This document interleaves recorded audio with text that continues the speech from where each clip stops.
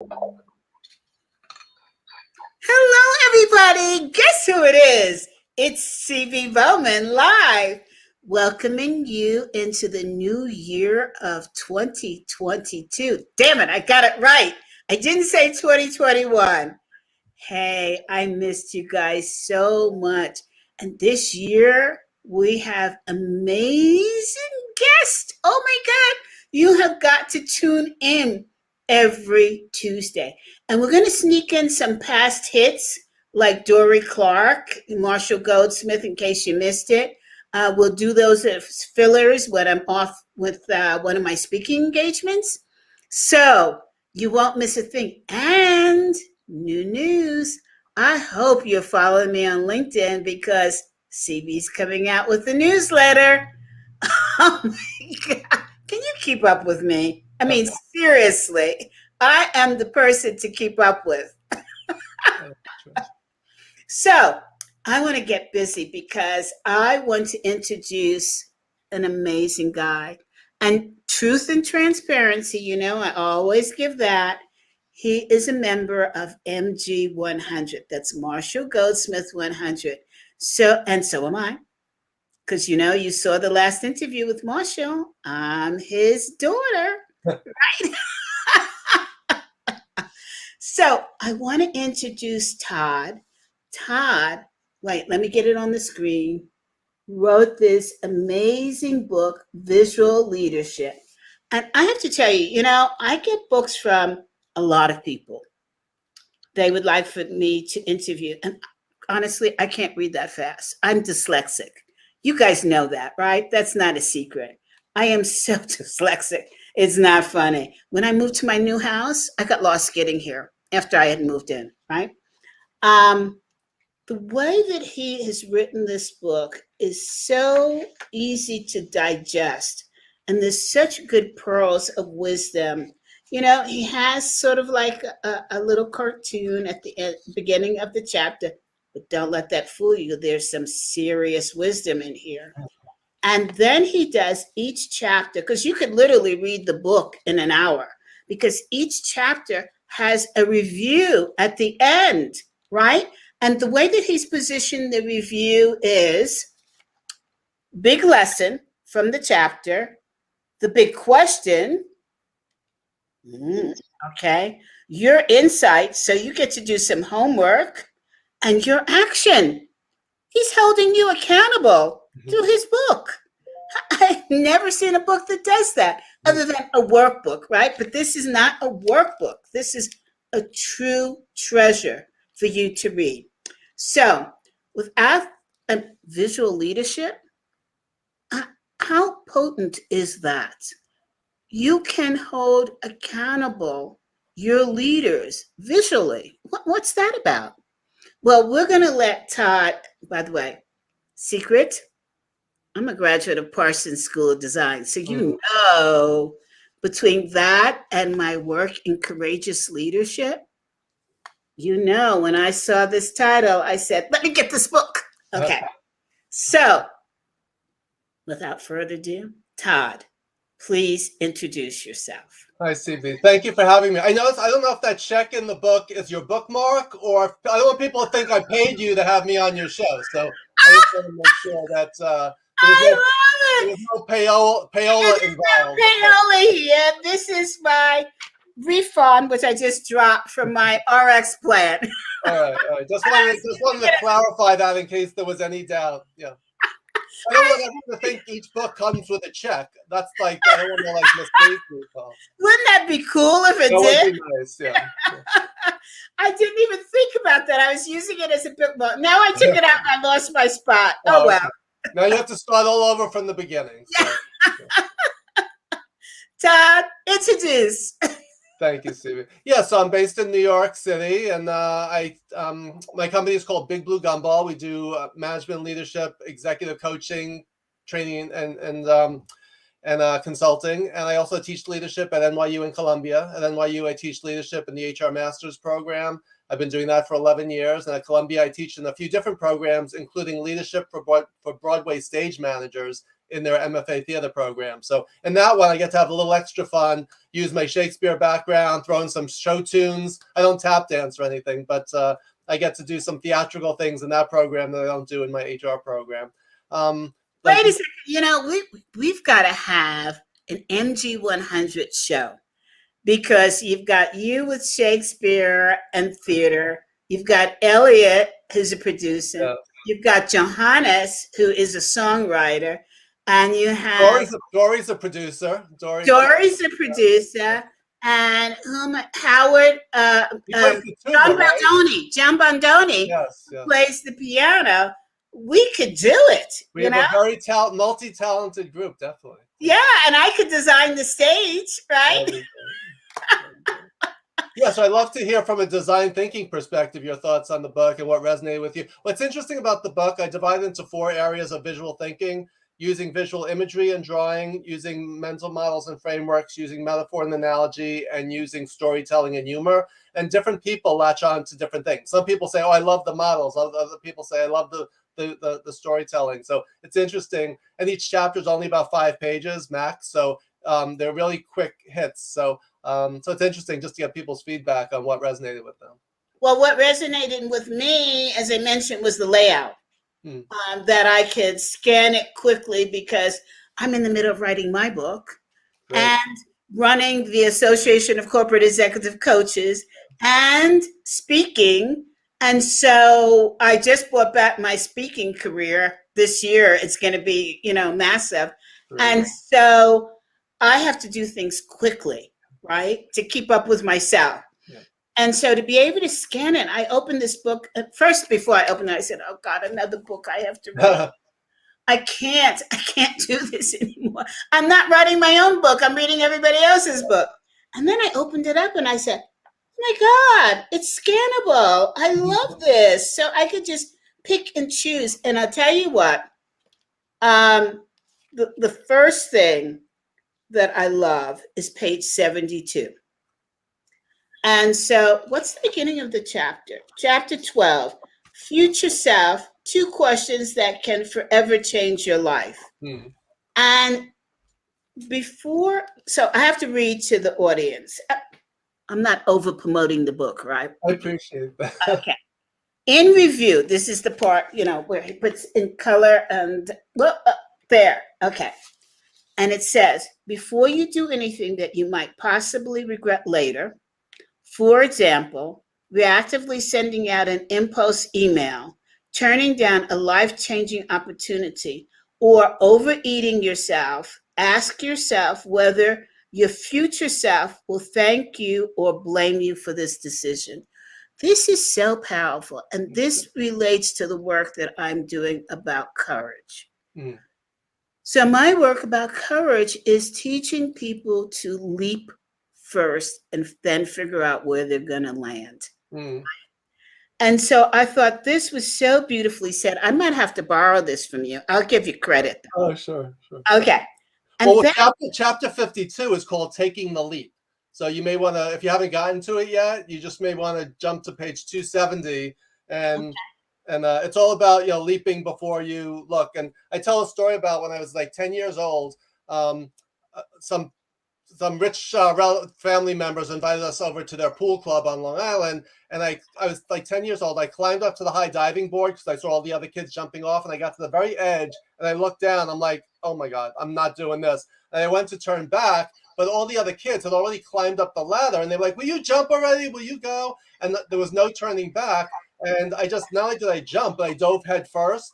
And then what do you think I did the rest of the day? I got right back up the ladder and I did it. My parents had to drag me off there. So had I turned back and not done it, I never would have done it again. So that's a great metaphor from my childhood think about those times you're standing at the precipice on the edge of a cliff or at the edge of a diving board where you could turn back or dive in and, dive in, right? Or jump in, right? And then once you do, you're more likely to try it again. Once you turn back, you may never go back again. I have so many real world business stories and personal stories from my career that relate to that. But that's just one simple story about going in or going home.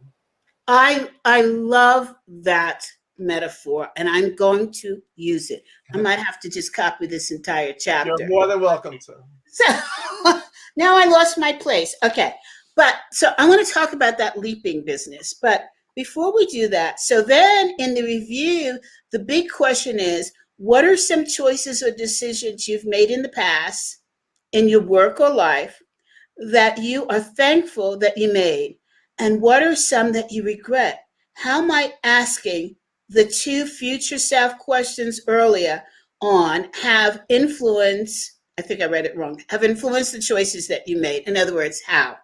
And how can you use these questions to make better decisions in the future? Then you fill in your insight and your action. And I have to tell you, I've had to make some tough decisions in life, Sure. some really tough ones, including life or death. And I personally feel that there's no wrong decision in making a leap. The wrong decision is in not making a leap. Yes. Because you can always, I know that you talked about the ladder, but you could always say, excuse me, I got to go back down, right? You can always go back. Yeah. But when you're going back this time, you're going back with wisdom that you gained, right? And so I'm very anxious to read this chapter. You know, as I think about people making courageous decisions, I think, why do they focus on the negative? When you have a business partner, and I've had this experience, when you've had a business partner or somebody you're very close to in your business that's helping you, all of a sudden decides, hey, I'm out of here.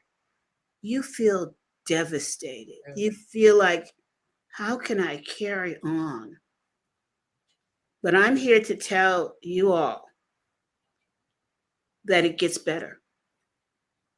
With every loss, you get better. If you choose not to focus on the loss, but choose to focus on the lessons learned and how you can go forward and look for stronger partners and stronger relationships. You know, my neighbor who was Italian in New Jersey, when I lived in New Jersey, she always said to me, CB, in relationships, there's always a time, always a place, and always an expiration mark. And that's what we have to be prepared for, no? Yeah, I mean, one of the things I talk about in my NYU class is a lot of times we talk in the HR field about having a career path, but I say it's not a path, it's a roller coaster. It's ups and downs. Like, a path implies that there's stepping stones and it's a walk in the park and the weather's beautiful and the birds are chirping. My career has been a roller coaster of ups and downs, twists and turns, exhilarating highs, terrifying plummets, get me off this ride, right? So the metaphors we choose kind of define or describe our situations. And as you were talking, I was just thinking, you reminded me of the Nelson Mandela quote, I never lose, I either win or I learn, right? So ooh, I love that. Write that one down. Yes. So, but we also need to learn from our wins too, right? Because if we just win, but we don't think about why we win, we're eventually going to lose. So it's important to always be reflective and think about, you know, why did we win? Why did we lose? What did we learn?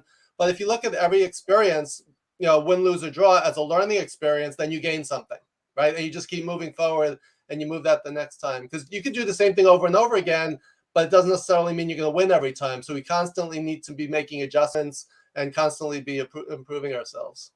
I like that a lot because we do, you know, we get into this mode, or at least let me speak for myself, where it is such hard work to move up and move out that when you get this win, you say, oh God, thank goodness, let me just savor in the win. Yeah. And we don't analyze how we got there, you know, what are we gaining and what are the next steps? And I have to tell you, when I was at General Foods, so I came from the big guys, right, in marketing and branding. After each product launch, we would do something called lessons learned. It was so important. And we did this whether the product was a failure or a success. And I remember sitting in a meeting when I launched Honey Bunches of Oats. And we thought, is it going to be a success? We don't know, but so far the launch is good. Well, that has turned into a mega little empire on its own. You've got different flavors, et cetera, et cetera. Mm-hmm. It's so important to look at those lessons because it allows you not to replicate verbatim. It allows you to take lessons and apply them to other situations. Yeah. And one of the chapters later in my book, it's called Reflection, Introspection, and Connection. So reflection is about looking backward, like where did we come from? How did we get here? Introspection is about looking inward at yourself. And connection is about how could I take what I learned and connect it to another context, to the outside world. So again, just like you're talking about, if we look at everything as a learning opportunity, and also, that I was thinking about too, Marshall Goldsmith's What Got You Here Won't Get You There, my favorite book of all time, right behind me. On the cover is a guy on a ladder. He is standing on the top rung of the bottom ladder, but he can't even reach the bottom rung of the next ladder, right? So there's that huge gap there. So how do you close that gap? How do you get from, what got you to where you are to where you want to be? You could do that by standing on the shoulders of someone else. You could do that by stretching yourself. There's all kinds of things you could do. But I love that visual metaphor on the cover of the book because so many people focus on the title, but they don't even notice that ladder image that's right next to it. And I love that. So that's a great, the metaphor of the ladder and what's that next rung of that next ladder for you and what do you need to do to get there, right? It's constantly learning, constantly growing, constantly changing and taking risks. Like you said, having the courage to try and to fail and to learn and to keep taking risks and growing as you go along. Yeah, I think that book is such a powerful book, that and The First 90 Days, right? Because as we're talking about that distance between past success or failure and your next try, whether it's going to be success or failure, it doesn't matter. What matters is that you're able to reach that next ladder and keep going and trying and climbing, and I wish Dory does a lot. Our friend Dory Clark does a lot of work in that area, of moving up. The Long Game, which she just published, is phenomenal. Which is also right. It's right. I see it. Right. I see it. Well, I can't wait for my book to be up there. I can't wait. Just keeping, you can see John Baldoni's Grace, Chester Elton and Adrian's Leading with Gratitude. It's so hard just to keep up with our MG100 group because everyone's so prolific. I don't know if you know, I've been reading one business book a week since 1998. So that's 23 years. So I've been reading about 50 books a year, which is over 1,000. In fact, I'm putting out my list. I didn't read 50 books this year. I read 101. This is my list of books that I read so I'm going to be putting this out as a blog post within the next week. Can you make sure that I'm on your blog post? Because I would love the members of ACEC, Association of Corporate Executive Coaches, to see that list. Yeah, I'll make sure to send you 30 of at least 30-something of the 37 of the books are by MG100 members. So that's how prolific this group has been over the last couple of years. Outrageous. Yeah. I have to tell you, I feel like a small potato in that group. I'm going to have to dial it up this year. Well, I can't wait to add your book to my collection. So. Thank you. Hey, let's talk about how do you, because you've done a great job. You teach, you have your company. Give us the name again. BigBlueGumball. How did you come up with that name, first of all? Well, it's a metaphor. Here's the name officially on the BigBlueGumball. Wow, I love it. Yeah. So the BigBlueGumball represents, it's a metaphor that represents the world, the earth, the globe is like a big blue gumball. My brother and I came up with it many years ago. And then when we launched our company in 2010, our motto is making the world a better place, one leader at a time. And to us, everyone is a leader.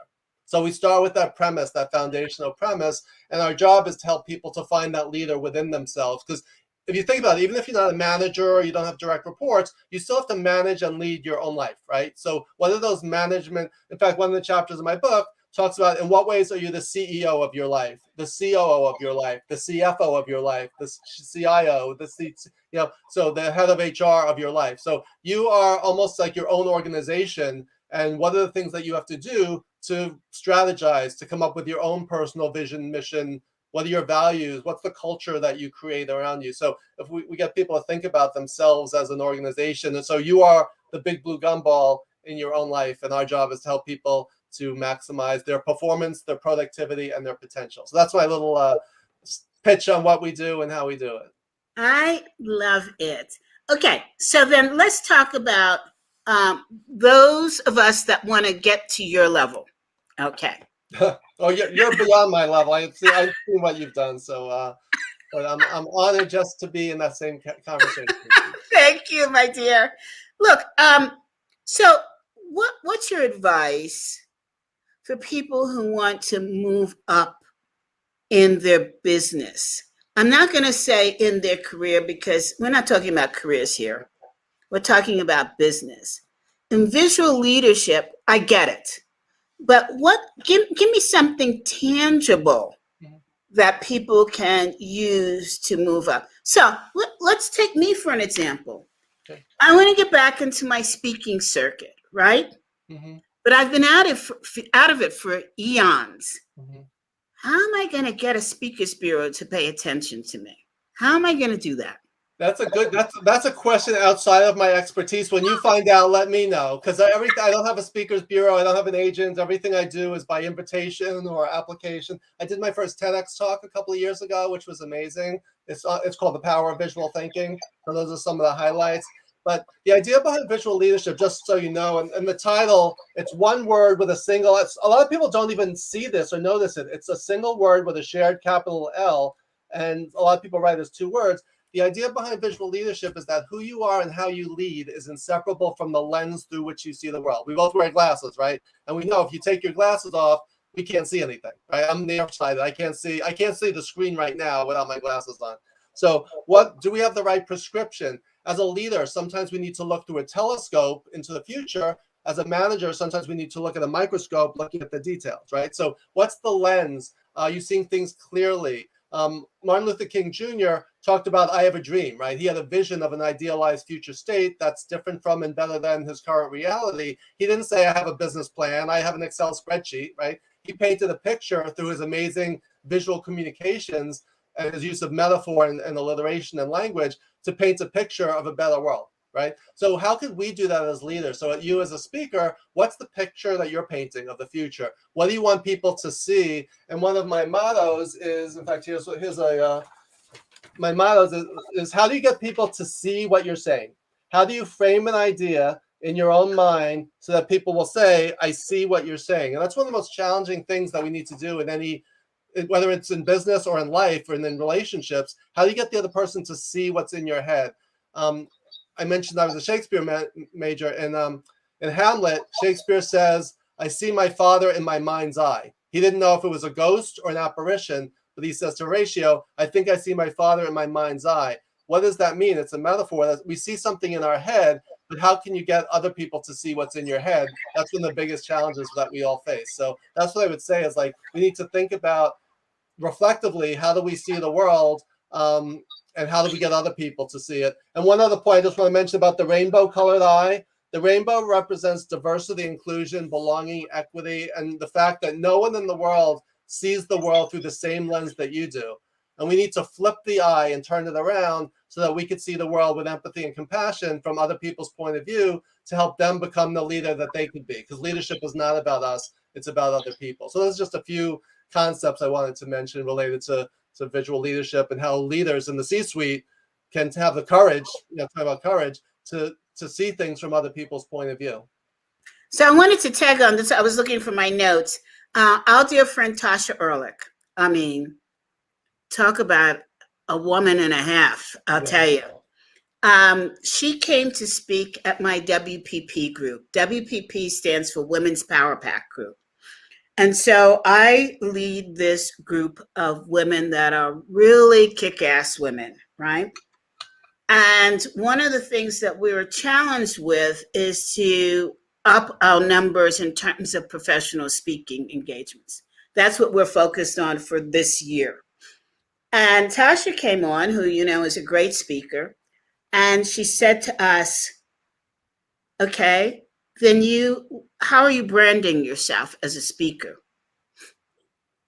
And we all looked at each other and said, well, this is our one sentence descriptor of us, right?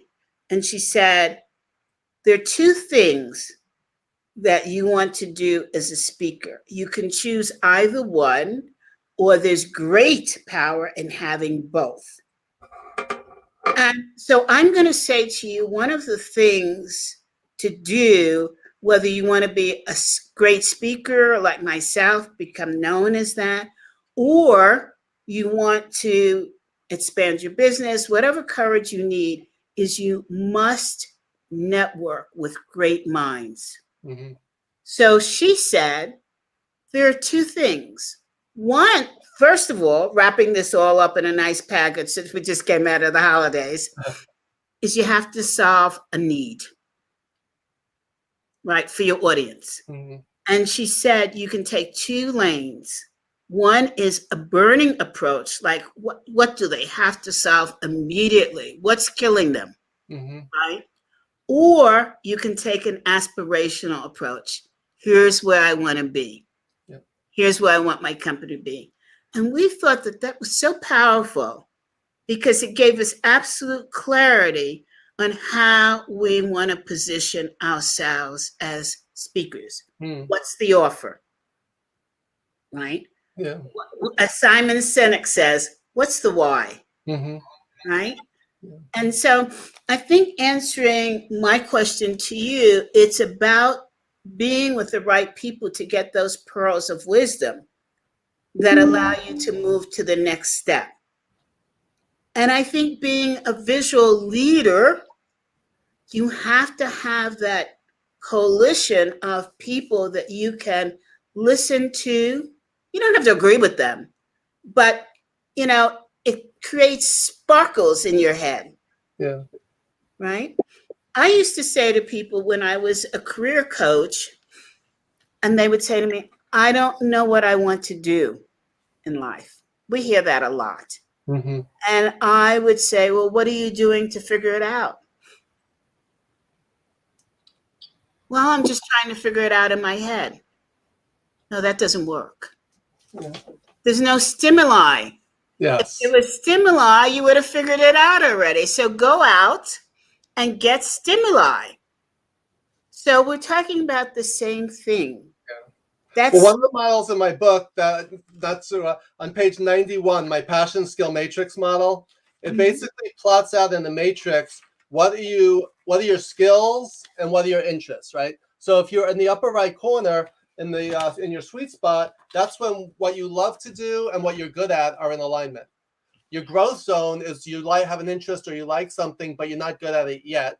The lower right is your default zone. You're good at it, but you don't love it. And your failure zone is I don't like it and I'm not good at it and I need to get out of this box. So if you just use some kind of framework like that, and it helps you to simplify complexity, and that's the magic of mental models, we always talk about thinking outside the box, but in order to think outside the box, you need to have something inside the box, right? So putting something in some kind of matrix or some kind of model will help you to simplify the complexity and help you to see things more clearly. So the model doesn't solve the problem for you, but it helps you gain clarity so you can see possibilities that you might not have otherwise seen. So everything that you're talking about, I think, is right on the money. I always frame it as, what do you want to be known as the guru of or the go-to person for, right? Ooh, I like that. I like that.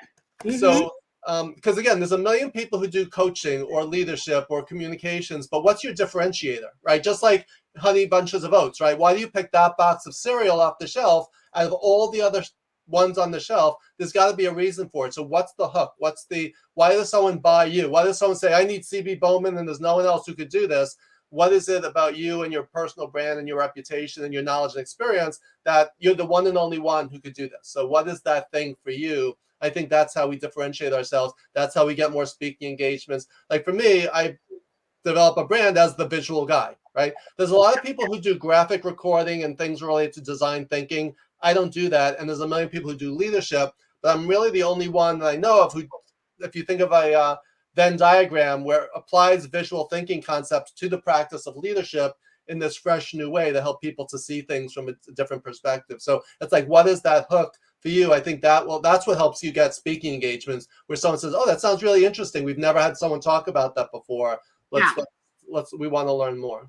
I totally agree. When I did my keynote in Spain a couple of weeks ago, it was called The Courage to Leap. And people said, what is courage? That's not, I'm sorry, I said, people said, how I opened this, I said to them, what is courage? And do you know that there was no consistent definition of what courage is, which then in itself takes a lot. Yeah. Right? Well, I sent you that image of the cowardly lion, right? So as soon as Yes! you say courage, that's the image, the visual image from all our childhoods. We all grew up watching Wizard of Oz. Yes. You hear courage, right? And it's like you think Wizard of Oz. So what is that? But it's an intangible quality that's very, as you said, it's very hard to define. It's that, and I laughed when you sent me that because my dog is a Cairn Terrier, which is Toto from the Wizard of Oz. And I said, did he know that? Yeah, cosmic connections, yes. Exactly. So, okay, look, we've got a couple of comments I want to make sure to get in. Mason Harris, author, speaker, says layout, color, and even paper quality. Oh, the content is exceptional as well. Oh, so, nice. And he sends a picture of something that he's done. I can't really see it. So from Mason's the author of the Chutzpah Advantage. So I just want to give him a plug in the show. His book came out last year. You wrote the intro? I wrote the forward for his book, yes. Yeah, it's funny because I met this person, Mason, on LinkedIn. Oh, okay. And she wrote me back and she said, oh, I see you're interviewing Todd. I know him. He wrote the interview. I'm like, small world. Yes, it's a he. It's a he, by the way. But yes, Mason is a good guy. Okay. Yeah. And I thought, I love that. I wonder how many people know what chutzpah means. So I got it right away. I'm a New Yorker. And I just thought, I love the title. Well, chutzpah has a lot to do with courage, right? So there's a lot of overlap. Courage, confidence, assertiveness. So there's definitely some connections there between those two, those words that start with C, yes. Yes, I love it. And then Zach, I'm not going to attempt to pronounce your name, Zach, because I think it's Greek. Is it Demopoulos? I think he's okay. He's another friend of mine. All my friends are tuning in, so that's great to see. Welcome, Zach. I think you front-loaded this. Okay. It says, I agree, excellent quality and content. I just posted on LinkedIn today about Todd's book. The illustrations scream out at you. Look at me. And Deborah is writing it. Is Deborah a friend of yours too? I know a lot of Deborahs, so I don't know which one. So. Deborah Gilbola? Yes, Deborah Gil. Yes, Deborah's. Yes, okay. She writes, Todd's she's a doctor and a speaker, so she's a very interesting and dynamic character. Welcome, Deborah. What kind of doctor? You'll have to ask her. Okay, Deborah, write in. Tell us what kind of doctor you are. It says, Todd's book was an inspiration to me when working on my own, and his advice has always landed me with a great blend of practical and rocket fuel. I agree. Okay, Mason writes in, thank you for the plug, Todd. You are an example of an introvert, self-confirmed with chutzpah. That's nice. Yeah, people are always surprised to hear I'm an introvert because I talk loud and fast. I'm a New Yorker, but I always say I'm a 3Bs kind of guy, a back of the room, behind the scenes bookworm. So that's who I am by nature. So everything I do when podcasts and public speaking, that's pushing myself way out of my comfort zone. And it's becoming more comfortable over the years. But I was always one of the kids who sat in the back of the room, never raised their hands. In fact, in my NYU class, I have my students speak within the first 5 minutes, and I say to them, you have all just spoken more than I spoke in all my years of high school, college, and graduate school, because I never once spoke in class. So, and now I haven't stopped talking. So it just goes to show, even as introverts, when we have something to say and we're passionate about it, it spills out. Hey, Todd, guess what? I'm a high introvert. Are you really? Yes. Never would guess that. Listen, after these shows, I collapse. Me too. Okay, I want to go back to talk. Oh, before we go back to talking about your book, I don't want to forget. Deborah says she's a family doctor, and HISFA is critical. And I think it can be taught with help from your work on courage, CB. Thank you, Deborah. We're going to connect. Let's connect on LinkedIn. I want to ask you two important questions related to my work on courage. One, can you tell us about a time where you faced having to display courage? What was it about and what happened? You personally. Yeah. I mean, I have so many examples. Sometimes in life, it takes courage just to get out of bed in the morning, right? Going through tough times or, right? But one specific example I tell it in my book, it's called the Grand Tinker story. I don't know if you remember who Grand Tinker was. He just passed away a few years ago. He was the president of NBC. Yes. He was actually married to Mary Tyler Moore. Mary Tyler Moore, yes, right. So when I was 24, I worked for an ad agency in New York, Ogilvy and Mather, and I didn't like it. I didn't like my job, and I was in the media buying division. I wanted to do something more creative. So the most courageous thing I ever did was I packed my bags. I moved out to LA without a job, without any connections, to pursue my goal of working in television, in the TV industry. So that took, I had to leave my parents and my dog and just get on this plane by myself. I had 2 college roommates who lived out there. And so anyway, I got on the plane to move out to LA, just my bags packed and, a few $100s in my bank account. And I'm walking through first class to get to the coach seat in the back of the plane. And the guy is blocking the row. And I say, excuse me. And it's Grant Tinker, the president of NBC. So here I am flying out to LA with the dream of working in television, and Grant Tinker, the head of NBC, is on the plane. So again, being an extreme introvert, I was terrified of even talking to him. But that whole flight, I was like, should I talk to him? Should I not? This is going to be one of those future self things that I'm going to regret for the rest of my life if I don't do it. So about a half hour before landing, I somehow got the courage to walk up to first class. I just started rambling. I said, Mr. Tinker, can I talk to you for a second? And I just told him the whole story. I interned at NBC the year before, and I'm moving out to LA to pursue my career dream of working in Hollywood. And he actually got it. I thought he was going to hit me or just scream like, for the flight attendant. Right?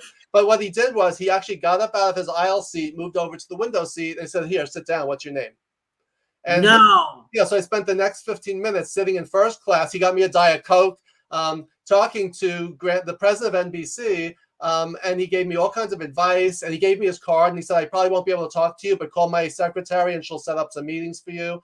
But just think about the leadership lessons there. First of all, the generosity on his part to actually do that. He didn't have to do that. He could have just said, sorry, I'm too busy, which was amazing. But I always reminded myself of the courage it took to push myself after 4 hours of sitting there debating to actually go up and speak to him. Now, I didn't end up with a job at NBC, but that gave me the courage and confidence that I was making the right decision. I did end up getting a job. I worked for, my first job out there was working for Michael Nesmith of the Monkees, and he just passed away. Oh. Yeah. So that was my very first job. And then I worked for Aaron Spelling. What did you do for him? I was in the mailroom, but then I got a job in marketing and in their video division. Then I worked for Aaron Spelling on Dynasty, just putting scripts together. And I got to be in his gigantic office numerous times. And then I was in casting at Columbia Pictures. I was in comedy at Disney and drama at CBS. So those were my years in the TV industry before I got into the theme park business and then eventually moved back to New York and got into executive coaching. So that's my career background in a nutshell. But that Grant Tinker story is the story of courage that I always remind myself of, because it took every ounce of energy and confidence that I didn't have to actually do that. And yeah, there was a 10-minute life-changing conversation that taught me. So now when students or other people reach out to me and say, can I pick your brain? Or can I have 10 minutes of your time?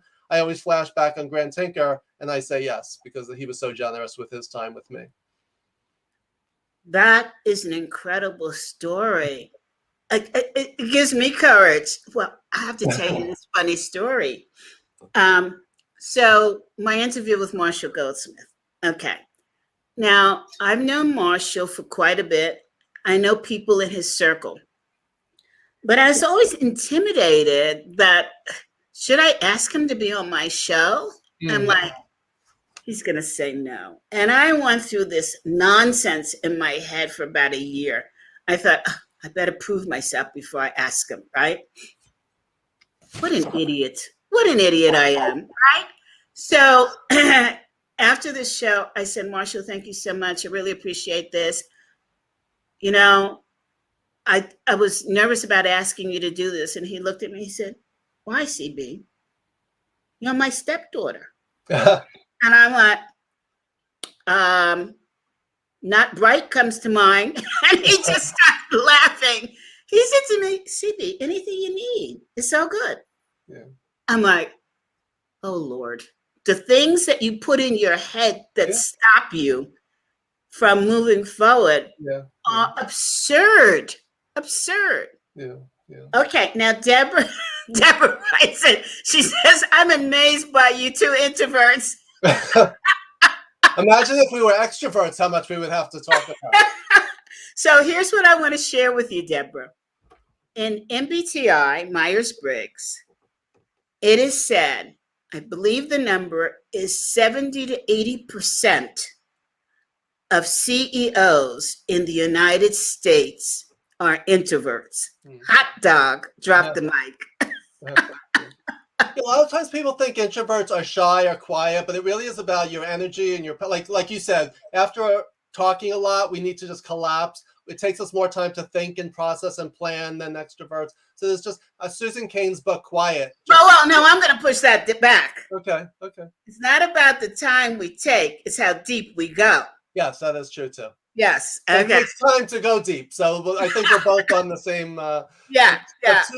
Susan Cain's book, Quiet, really put introverts on the map and gave us, power and confidence and pride in being an introvert and being thoughtful and just, it's just a different style and approach to problem solving and relationships and everything else. But we also don't like trivial small talk. We like having conversations of substance and really connecting with people. Like for me, as soon as I go into a big networking event, I turn into the old high school wallflower. I don't talk to anyone, but sit me down with someone who has something to say. And speaking of courage, one of my favorite quotes is Winston Churchill's quote that it takes courage to stand up and speak, but courage is also what it takes to sit down and listen. And that's one of my favorite quotes related to leadership, because so many leaders think they have to have all the answers, and it really is about being a good listener. And I always say, when we do 360s with leaders, that's the category that most leaders score themselves the highest in, but other people score them the lowest in. So I always say the biggest gap is between the ears, because so many leaders don't take the time to listen. So listening is such an important leadership skill that's often overlooked and underrated. Well, and when you listen to the interview that I did with Marshall, and I've forgotten who it is, he asked, what's the greatest thing that you've learned as the CEO? And basically the answer was, I learned to shut up. Because when I speak, everybody, the boat shifts to where I'm speaking, and I don't get to hear the other side of the ship, right? So it becomes tilted, right? So I forget who said it, but someone said, I've never learned anything new by hearing myself speak, right? Yes, yeah, that was one of the quotes. So Zach is writing back, and he says, how deep we go. Oh, he must be an introvert too. Nice. Mic drop, CB. Hopefully extroverts like me can let you speak. Oh, okay. So he's an extrovert. I love it. Okay, so my next question. Sorry, I've got the sniffles, allergies. I don't know what's going on here. My next question is, of your clients, you don't have to mention name or company. What have you seen in a single incident that has displayed the greatest courage? And what did it look like? And why do you remember that particular situation? Yeah, to me, the biggest thing that takes courage is taking a risk and trying something new, even with all the doubters and people say, oh, it can't be done. As Joel Barker, the futurist, said, those who say it can't be done need to get out of the way of those who are doing it. So just having that attitude of one of the reasons it's never been done was because it's not been done right, or it's not been done this way, or maybe the timing was wrong, or the people are wrong. So I think that's one of the key things, is having confidence. I was just watching an interview between Dory Clark interviewing Seth Godin. And Seth Godin was talking about, and the two of them are two of my idols. So it was an amazing conversation. Seth Godin said, when you start a blog post, you're starting with 0 listeners or watchers, right? When you write a book, you're starting with 0 readers. Everyone has to start from 0, right? So if you think about that, it's we need to eliminate, like you were talking about, the self-doubt, like you were saying, oh, who am I to invite Marshall Goldsmith on my show? It's like, instead of, by reframing it as, what's the worst that could happen is he says no. So if you don't ask, the answer is no. And if you do ask, at least there's a possibility, right? So if you take those risks, I think that's one of the key things, is take those risks. And Dale Carnegie wrote a book called Stop Worrying and Start Living. And one of the things to ask is, what's the worst that could happen? What's the likelihood of the worst happening? Think about how often you worried about the worst happening in the past and it didn't happen at all. And you start to take more risks and take more chances. And so, like we said before, if you fail, what did you learn? And then you get up and you move forward. So give us an example of a client that you've worked with who has demonstrated extreme courage. Well, one of my recent coaching clients, in my book, there's a model called CAP, which stands for confidence, assertiveness, and presence. And he lacked all three of those things in his own mind, from his own perception. So he was someone who had a business development sales type of job, and he knew his content inside and out, but he lacked confidence. He was not assertive, and he felt like he lacked presence. So working with him, first of all, the courage to reach out to me. He was a former coworker of mine from like 10 years ago, and he just looked me up out of the blue and said, I love the coaching and training you did with our company 10 years ago. I need help, and you were the first person that I thought of. So I've been working with him on developing his confidence, assertiveness, and presence. One of the things that's interesting is too much confidence, overconfidence can backfire on you.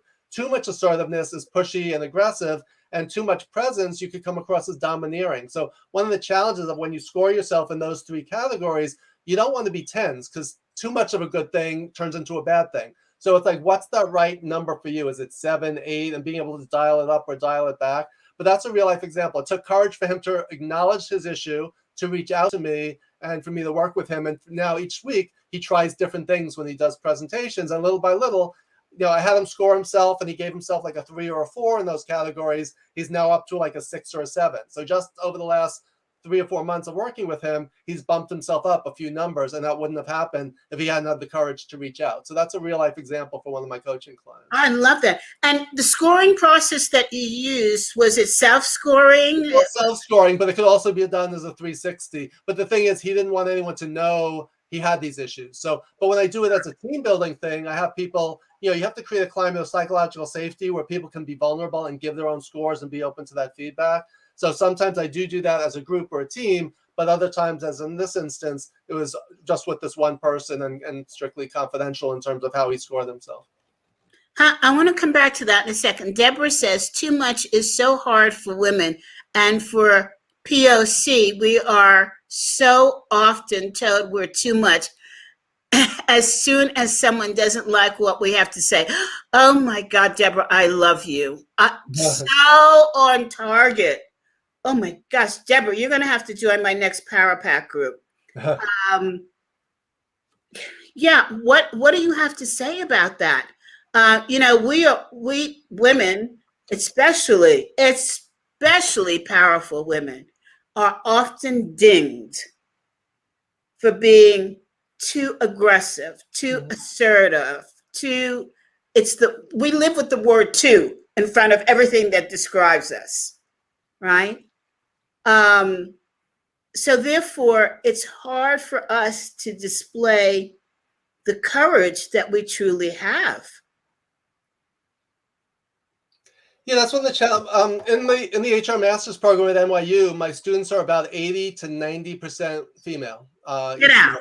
So, because the HR field tends to grow more women, and also graduate programs are getting more women these days than men. And a lot of my students are international students, many of them from China and many of them from India and other countries. So it's interesting, it's all of these factors, gender, identity, ethnicity, all of those things factor in.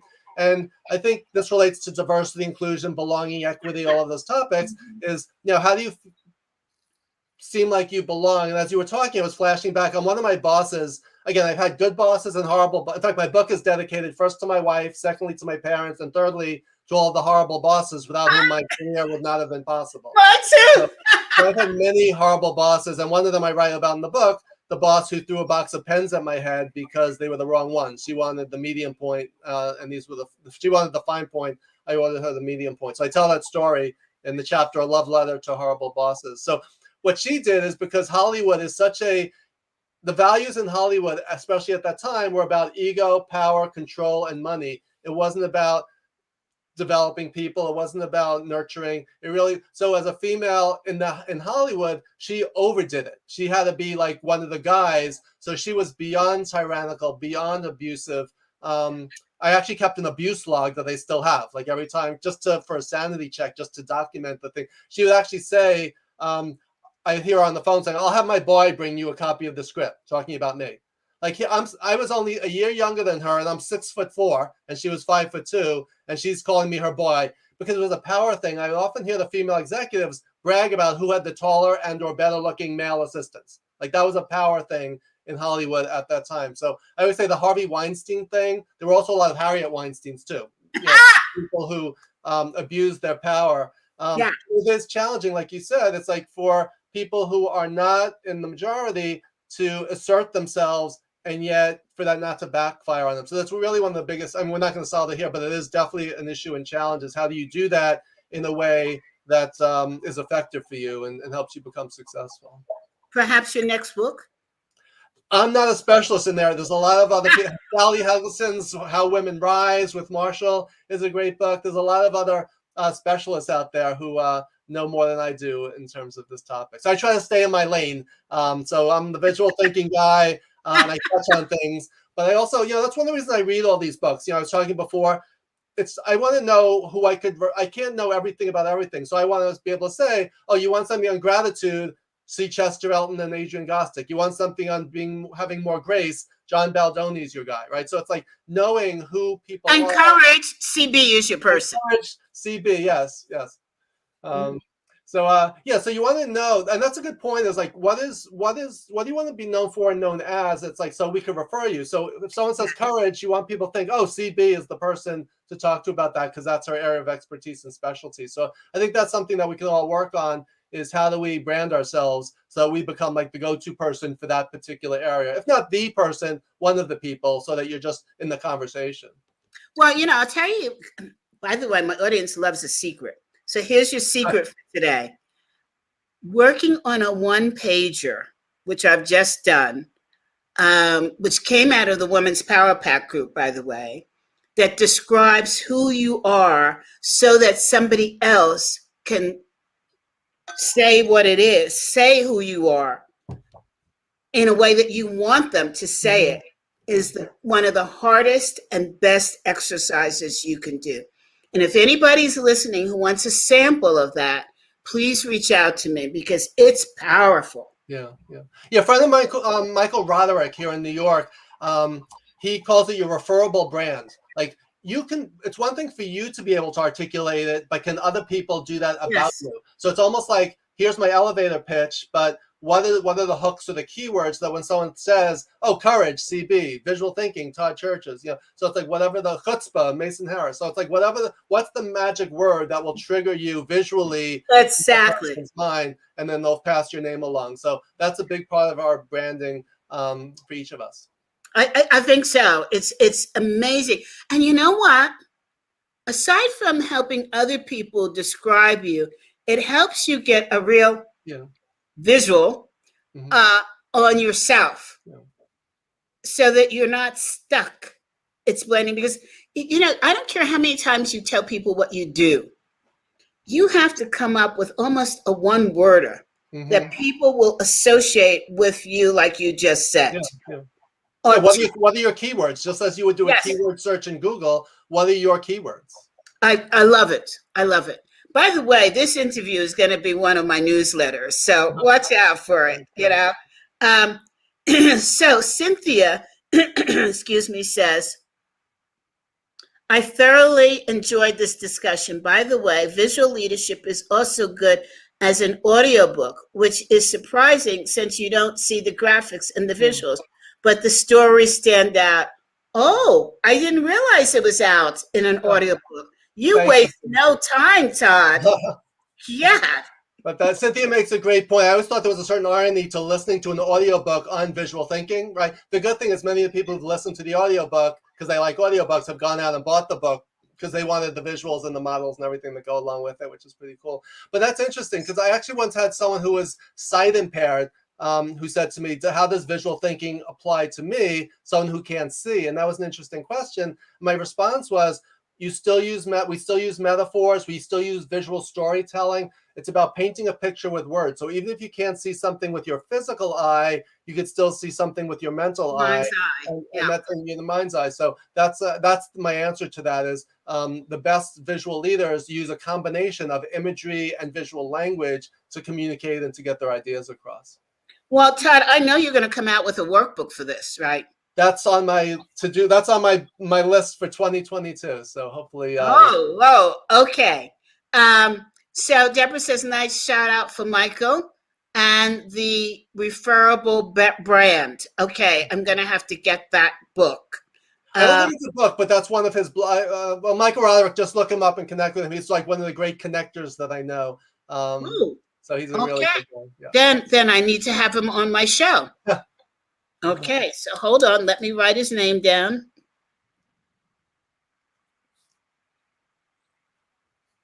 Good guy, really great guy, very generous, and a great storyteller. So yeah, I definitely recommend Michael. I always talk about 4 Gs. I always say be genuine, be generous, be grateful, and do everything with grace. So when I talk about gratitude, I'm leveraging Schuster and Adrian. Grace is John Baldoni. But in terms of be genuine, just be yourself, be authentic. Don't try to be, so many people like read a book or they want to be the next Dan Pink or the next whoever, and they copy them instead of being their own authentic self.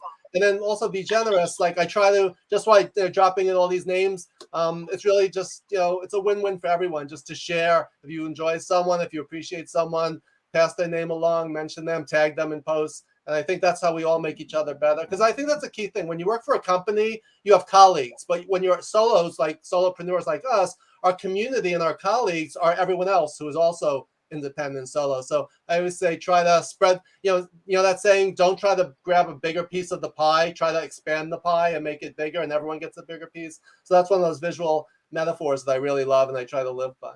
I think that you do a great job. And the other person who does a great job, John Baldoni. Yeah, he's amazing. I mean, he is so good at it. It's just, I love him for it. And he does it all while playing the piano. So he's so multifaceted that, he makes it happen. Mason says, painting a picture with words, very memorable. Yeah, I love it. The other person that does a lot of, I'm going to say visual connectivity is our friend Elise. Ace, I have trouble pronouncing her name. She worked at Herman Miller, and she did Aisha Purcell. Purcell. You can see her book, "Design the Life You Love," is the red book right here behind me. So, Aisha is one of. What's interesting? Quick story about Aisha. I was on Marshall Goldsmith's mailing list for years, and I got an email to attend a Design the Life You Live pilot workshop, like 2000. I forget what year it was. But that's where I went and I met Aisha and we got to be great friends. And she's the one who actually nominated me and got me into the 100 coaches. So what's interesting is just how that, what goes around comes around. And Aisha is an award-winning Herman Miller designer who takes her design principles of products and applies them to designing the life you love, designing, her new book is called Design the Long Life You Love. So just having a design thinking and visual approach, she's one of the most amazing and nicest and most fun people that I know. So Aisha is a great friend of mine. And talk about connectivity. I used to be an interior designer and I purchased Herman Miller furniture. Oh, wow. I was one of their big purchasers. That's cool. So because I was an interior designer for architects. Wow. And so when I saw that, I said, wow, talk about connections and bringing it back into a loop. Yeah. So Deborah says, thank you both for a great conversation and for making us feel part of it. Off to my 3:00 call. Deborah, connect with me on LinkedIn. Thanks for being here, Deborah. Yeah. Okay. So I want to just go back to the book because we're actually out of time. How did we get out of time? It's 1 o'clock. So fast. I thought this was 20 minutes. Yes. Oh my God. Okay. So I can't go back to the book. But listen, you'll have to have me on for a part 2. We'll have to have a continued. You got it. You got it. Please get this book, Visual Leadership. Now, I'm not supposed to promote anything directly, but I'm hugging this book. Oh, thank you. Todd, It's been a fabulous discussion.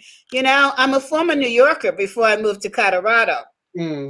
So East 70s, West 70s, I'm all about the New York. All right. Well, we live on the Upper East Side, so same area, right on York, right near our new mayor.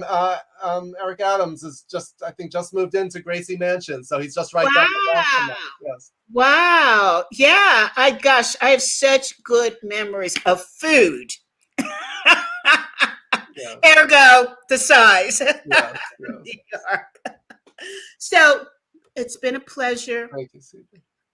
Audience, come back next week. We have Ernie on, and he's done some incredible work in the global D&I space.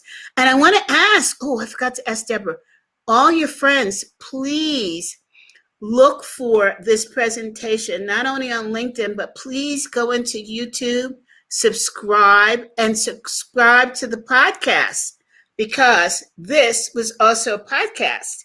It'll be out by the end of the week on iHeartRadio, Spotify, Amazon, Apple, Stitches. It's all over. So you are now famous, Todd. Thank you, CB. Well, you were famous before I came along, so it was just an honor to be on the show with you, and it was a lot of fun. So thank you for having me. Well, thank you. And as we said, it's just Todd. Right? We look forward to you coming back. Hey, everybody, thank you for tuning in. I know this is still part of your holiday week.